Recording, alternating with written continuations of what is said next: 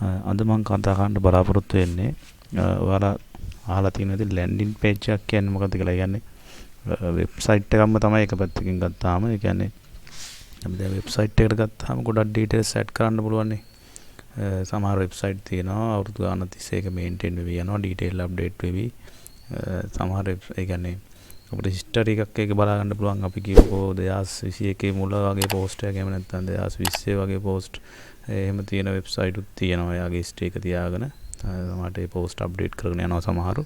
දැන් එහෙම නැතුව මෙතන වෙබ්සයිට් එකේ මේක වෙනස් වෙන්නේ මේක නේ එක පිටුවක් විතරයි. ඒ කියන්නේ මේකෙන් සිද්ධ වෙන්නේ අර තාවකාලිකව තමන් ගැන අඳුන්වා දෙන්න වගේ, එහෙම නැත්නම් ඇඩ් එකක් පෙන්වන්න වගේ තමයි අපි සාමාන්‍යයෙන් මේ ලැන්ඩින් පේජ් එකක් යොදා ගන්න. ගොඩක් දුරට ඔය සේල්ස් කරන අය, කියන්නේ ඇෆිලියේට් මාකටිං, එතකොට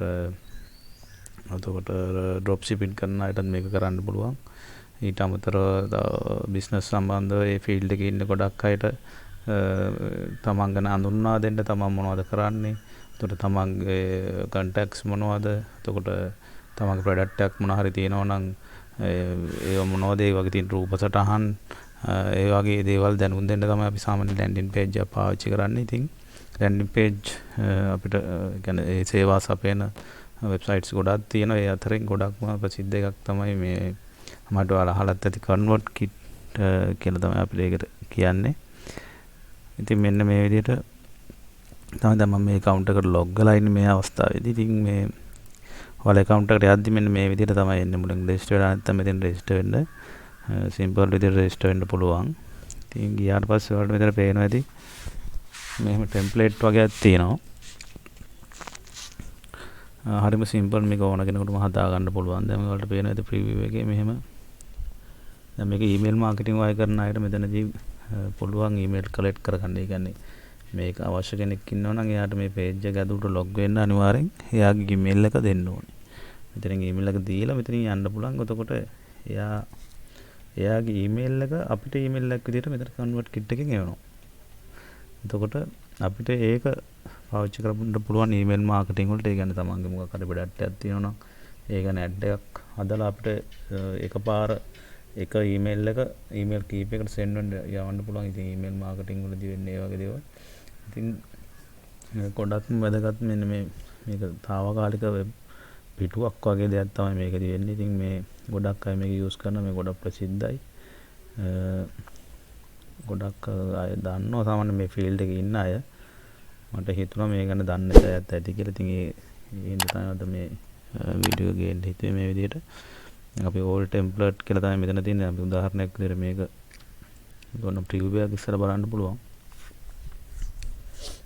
ඉතින් තමන්ට මැච් වෙනවද, මේක හරියයිද කියලා මේ හැම එකම edit කරන්න පුළුවන්. මෙතන photos, මේ තියෙන word අනම්ම නම් මේ තියෙන්න ඕන තැන්, මේ ඔක්කොම අපිට edit කරන්න පුළුවන්. දැන් මේවා ලස්සනට තියෙනවා අතරම.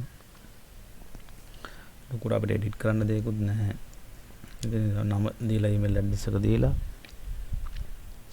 මෙතන අපිට cloud එකේ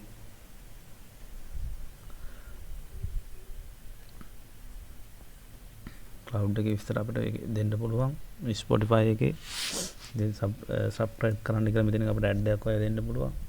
ඇත්තට කියනවා නම් මේක නිකන් ad එකක් වගේ දෙයක්. ad page එකක් වගේ දෙයක්. Convertkit එකක් අපි ඒක තමයි ගොඩක් දුරට use කරන්නේ. ඒ වගේ මේක මම හිතනවා ඔයාලට පැහැදිලි ඇති කියලා. මම කිව්වේ මොනවද කියලා. මේකේ අපි නම් මේ free version එක තමයි මම මේ ඔයාලට පෙන්වන්නේ. මේක paid version එකට ගියොත් එහෙම තව features ගොඩක් තියෙනවා.